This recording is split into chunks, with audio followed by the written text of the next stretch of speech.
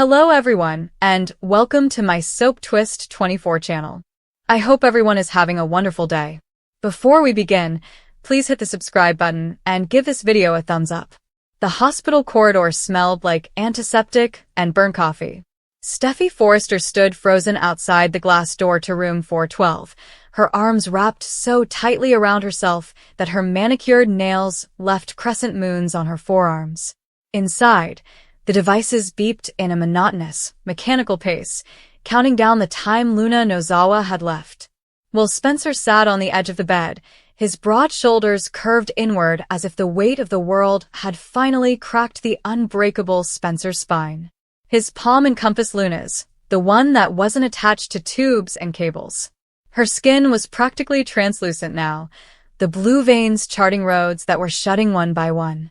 Steffy couldn't hear them through the glass, but she could see the tremor in Will's back as his head bowed lower with each shallow breath Luna took. She despised herself for watching. She hated herself more for having to watch. The door opened with a quiet hiss. Dr. Finnegan stepped out, his face etched with the same exhaustion that every doctor felt when miracles refused to show up for work. "She's asking for you, Steffy," he whispered quietly. "Both of you." Steffy's knees almost gave out. She had spent the last 6 months convincing herself that she despised Luna Nozawa with every cell in her body. Luna had seduced her brother, destroyed her family's business, lied about a pregnancy, and framed her mother for attempted murder. The list was a novel of betrayal. And yet, the idea that Luna could die without them saying whatever unfinished business was between them felt like swallowing glass. Will did not look up as Steffy entered. His gaze was riveted on Luna's face, as if he were memorizing it for a life that was quickly passing. Luna's lips moved. No sound came out at first, only the shape of Will's name. Then, astonishingly, her eyes opened, those deceitful violet eyes that had duped them all, and they were crystal clear. Painfully evident. "Will," she said, her voice like paper breaking. "Come closer." He leaned in, almost touching her forehead. Steffy remained at the foot of the bed, a statue carved of shame and rage that she refused to name. Luna's gaze shifted to Steffy. A small smile ghosted across her bloodless lips. "I know you hate me," she muttered. "You should." Steffy's throat tightened. She wanted to shout that hate was the wrong word, that it was insufficient to describe what Luna had done to them. But the words stayed behind her teeth. Luna returned to Will. Tears trailed silver lines down his cheeks, and he stopped wiping them away. "I need to tell you both," Luna began, each syllable a battle. "Before, I can't." Will squeezed her hand. "You don't need to explain anything. Just rest." "No," the single syllable cracked like a whip. Even in death, Luna could command a room. "I have to say it while I still own my voice." She drew a deep breath that rattled in her chest like loose marbles. "Everything. I did, the lies, the pills, the fake pregnancy, every terrible choice." Her eyes glistened, but never left Will's. "I thought if I could make you love me enough, you wouldn't leave." As if my mother had left. As if everyone left. Will made a broken sound. "I was wrong," Luna continued. "Love isn't a cage. I made one and locked us all inside." Steffy felt the first crack in her armor. She had anticipated manipulation, some final twisted play. But Luna's voice held no appealing, no bargaining. Only a confession. Luna shifted her gaze back to Steffy. "I hated you for having what I never did." Her lips trembled as she spoke of a family who battled for her, even when she did not deserve it. Steffy obscured her vision as she stated, "I wanted to burn it all down so you'd know how it felt to be nothing." She saw images of Luna manipulating the paternity tests, Luna smirking as Forrester creations disintegrated, and Luna standing over Poppy's motionless body, shaking her hands and later claiming self-defense. Every moment is intended to harm. And yet, here she was, laying herself bare with her last breaths. "I took your brother's future," Luna said Steffy. "I accepted his trust. I took everything." Her chest tightened. "And I'm sorry is insufficient. I understand." Will's shoulders shook with suppressed weeping. Luna moved her hand, slightly, and wiped a tear from his jaw. Will, listen. He leaned his cheek into her palm like a thirsty man discovering water. I loved you, she whispered softly. Not in the way I presented it. Not in a poisonous way. The true way horrified me. Steffi struggled to breathe as she realized that true love requires letting go. Luna's eyes fluttered. The heart monitor slowed, with each beep lasting longer than the last. Will. Luna's voice was scarcely audible. Promise me you'll allow yourself to be happy. He choked on the words, even if it's not with someone who deserves it. Luna. Her smile was faint and heartbreaking. Then she fixed her attention on Steffi one last time. The room became still. Even the machinery appeared to pause. Luna's lips moved. 6 words. Only 6. They were quiet, nearly undetectable beneath the mechanical sounds, but they hit Steffi like bullets. I hope someone forgives you too. The monitor went blank. Will's shriek was horrible, ripped from the marrow. He drew Luna to his chest, rocking her as if motion could restart a heart that had finally, thankfully, quit struggling. Steffi stood motionless, the 6 words reverberating in her head like church bells tolling for the condemned. I hope someone forgave you too. She saw everything in a flash. Her own affairs, her own falsehoods, the times she weaponized her pain and called it righteousness. She wrecked people's lives while wearing victimhood armor. She had requested forgiveness from everyone but offered it to none. Will was still hugging Luna's body, whispering prayers to a god who had ceased listening hours before. Nurses flooded in, their moves precise and soft, but Steffi barely noticed them. She backed out of the room, her legs not feeling right. The corridor stretched indefinitely. She slid down the wall and sat on the cold tile, knees hugged to her chest, much as she had the night Finn died, when she thought grief had taught her everything. It had not. Luna Nozawa, the architect of their devastation, had just handed her the mirror she had refused to gaze into for years. The hours blurred. Someone, possibly Ridge or Liam, found her there. Hands rushed for her, and voices muttered condolences not for Luna, but for Will, the family, and the scandal that would dominate every tabloid by morning. Steffi allowed them to pull her up. She let them lead her to the church, the waiting room, and wherever broken people went as the world continued to spin. But those 6 words stuck with her, stitching themselves to her heartbeat. I hope someone forgave you too. 3 days later, at the memorial, Will stepped on the stage, appearing as if he had aged 20 years in 72 hours. He described Luna's childhood, her mother's abandonment, and the horror of being unlovable, which had turned into something horrible. He did not excuse her. He simply explained her, as only someone who knew every dark corner of her psyche could. When he was finished, he stepped down and went straight to Steffi. She prepared herself for rage, for blame, for the claim that she desired this outcome to happen with every spiteful thought. Instead, Will slipped her chilly hands into his. She loved you in her way, he whispered hoarsely. She was envious of you till the end.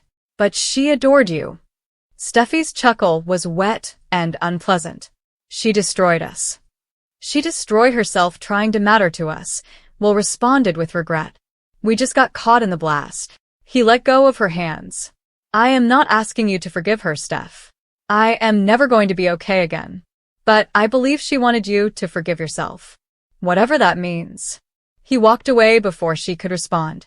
That night, Steffi stood alone in the Forrester mansion, which was too quiet without Hope's plots, Liam's hesitation, or Brooke's dramatic sighs. She made herself a drink she didn't like and climbed the stairs to the room she used to have as a child, dreaming of princesses rather than prison sentences for those who had harmed her family. On the dresser was a snapshot from years ago with her, Phoebe, and Thomas smiling on the beach, while their parents pretended not to come apart behind them. She grabbed it up and traced Phoebe's smile with her shaking finger. I hope someone forgives you, too, she said quietly to the empty room. The tears came then, not nice or silent, but the type that ripped your insides out. She grieved for Luna, the abandoned toddler in a parking lot who developed claws because no one had ever taught her she had hands. She grieved for Will, Who would bear those 6 words and the weight of a love that came too late to save anyone? She cried for every heinous act she had committed in order to preserve a legacy built on the broken hearts of others. Something in the wreckage shifted. Not absolution. Not yet. Perhaps not ever. However, the first step in recognizing that forgiveness was not a gift you offered to the person who injured you. Sometimes it was the only way to stop the bleeding. Downstairs, the grandfather clock struck midnight. Another day passes without Luna Nozawa in the world. Steffi laid the photograph down lightly, as if it would bruise. She did not declare she had forgiven her. The words were still weighty, and came too soon. But for the first time in years, she went to bed with the light on, just in case anyone was still attempting to find their way home in the dark. Luna had not intended for the moment to feel definitive.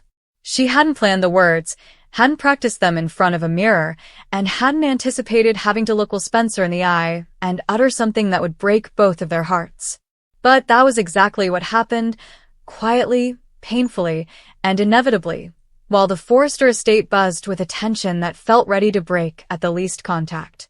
Steffi stood in the corner, arms curled around herself, her breathing unsteady. She didn't want to intervene just yet. She could see Luna holding herself tightly, Will's jaw set but shaking at the corners, and she knew what was about to be said had to be said. No interruptions. There's no comfort. Not until the words fell. They were only 6 years old when this happened. 6 words that felt like they held the weight of years of confusion, secrets, and expectations Luna had not asked for. But the moment did not begin with the words. Moments like these never happened. They simmered. They built. They were so thin, you could practically see right through them. Luna's breath became unsteady as she glanced at Will. He wasn't angry, not in the explosive Spencer style that his father was known for. That almost would have been simpler. Will was quiet. I am studying her. Searching her face, as if he could decipher everything she was too afraid to say. Just tell me, he whispered. Please. But Luna's eyes shifted, not away from him, not to escape, but toward the memory of all that had happened between them in the previous few weeks. It began with the Forrester secret. Or, more specifically, the secret that was not hers to reveal but yet drew her into the undertow of family politics, something she said she would avoid. She had never wanted to become another name entangled in the Forrester and Spencer dynasties' intricate, glittering, and perilous web. She only desired tranquility. Love. Something real. Something honest. However, honesty comes with penalties. And Will, kind, steady, and heartbreakingly sincere Will, was now staring at her as if she were the last person he ever wanted to lose and the first person to completely rock his barriers. Steffi gulped hard as she saw them. She had promised herself that she would remain strong, but the situation was striking her harder than she imagined. She had unwittingly shoved Luna into the corner where she now stands. Steffi's actions were motivated by fear rather than malice. Fearful of what Luna's silence meant. Fear of what Will would do if he discovered the truth. And now Steffi was witnessing the consequences. Will moved a step closer. Luna, whatever it is, I can handle it. His voice trailed off, betraying him. He was capable of handling a variety of situations, including public attention, the expectations of being Bill Spencer's son, and his mother's subtle pressure to be better, stronger, and wiser. But this? Luna's silence? He was unsure. Luna raised her chin, eyes gleaming. You think you can. He inhaled forcefully, frustration and dread combining. Why don't you just say it? Because stating it would mean the end of everything. Because once the words left her mouth, they could not be reversed. Because she dearly hoped she could rewind the last few months, unravel the mess before it became irreparable. But hiding the truth had just exacerbated the damage. Luna gazed down at her hands, twisting them so hard that her knuckles turned white.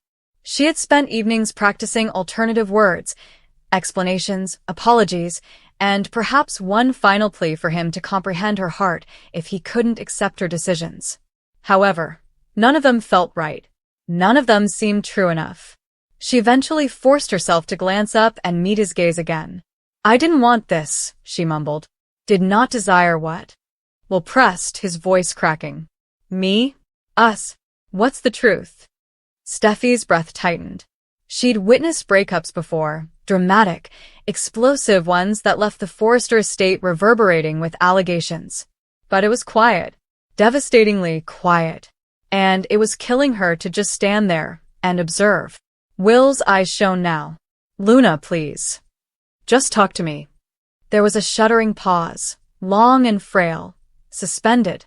Finally, Luna spoke the 6 words that would shatter everything. I can't be who you need. Will froze. Steffi covered her mouth, and a quiet sob escaped. Luna felt something within her collapse.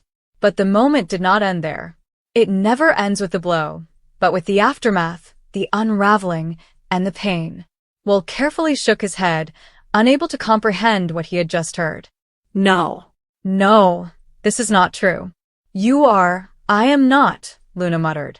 I'm not strong enough to stand in the middle of your father's demands, your mother's expectations, the Forrester pressure, the media, everything. She chomped down hard. I believed I could be. I wanted to be. But I can't. Luna, you deserve someone who isn't afraid every time she's around you. Will took another step towards her. But I'm not looking for someone perfect. I need you. The words cut like a dagger. Beautiful. Cruel. True. Steffi pushed her palm against her forehead, tears flowing down her cheeks. She was unable to intercede. She wanted to, but she knew it wasn't her time. It was theirs. Luna shook her head, and her voice broke. You say it now. But you'll detest me after everything is revealed. When they start asking questions, Bill starts demanding answers, and your reality begins to shift as a result of my actions. You'll be sorry you chose me, Will said, his face contorted with pain. Do you think so little of me? No, Luna muttered. I think too much of you. The silence that ensued was oppressive. A quiet pact with unspoken truths, his anxiety, her remorse, the weight of expectations none of them had requested. Will's breath shook. Is that it? Those 6 words and we're finished? Luna wiped away a tear. I never wanted to hurt you. You already did. The words were delivered with such finality that Steffi flinched. Will turned away, clamping his fists to his face, his shoulders trembling. He wasn't a crybaby, not after growing up in Bill Spencer's shadow and learning to defend himself emotionally from a world that expected too much of him. But Luna had gotten over all of that. She had accessed the portions of him that he kept hidden, which is why this was so upsetting.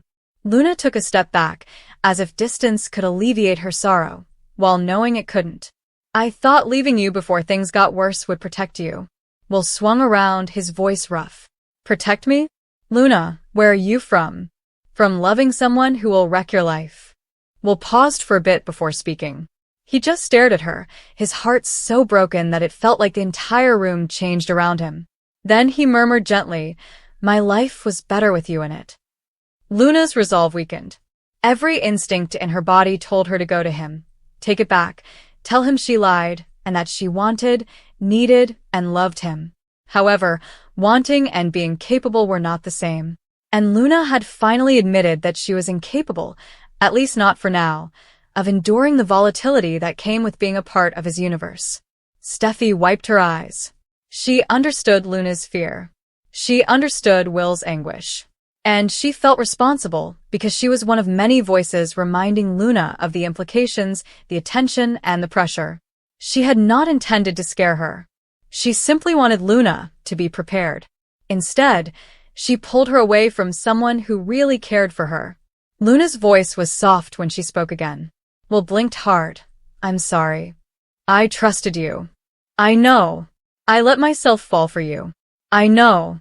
And now you're just walking away? Luna's lips twitched. Because I care too much about you to stay. Will laughed dryly, wiping his cheeks. That is not love, Luna. That is fear. Her silence confirmed it. He made one more step toward her. I would have fought for you. I still would. Luna closed her eyes. That's what scares me. The room seemed incredibly heavy.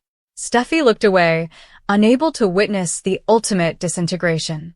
Will took another trembling breath. If you walk out that door, we don't come back from this. Luna paused. Her body froze. Her heart yelled. Her thoughts murmured repercussions that she could no longer ignore. I know, she replied softly. She then walked away, knowing that staying would just break him more. She did not run. She did not crumble.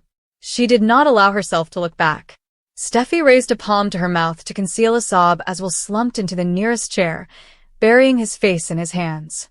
Because the 6 things Luna had spoken were not simply a breakup. They represented a surrender, a sacrifice. She confessed that she wasn't ready to love someone like Will Spencer, someone who loved wholeheartedly. Even as Luna's form disappeared down the hall, Steffi realized that nothing in their world would ever be the same again. Not for Luna, not for Will, not for any of them, because 6 easy words had left the entire room speechless. 2 hearts were broken beyond repair. But somewhere, quietly, faintly, there was also the potential that one day, when the chaos settled, when the truth wasn't so heavy, when the terror wasn't so loud, those same 6 words might be the beginning of something instead of the end.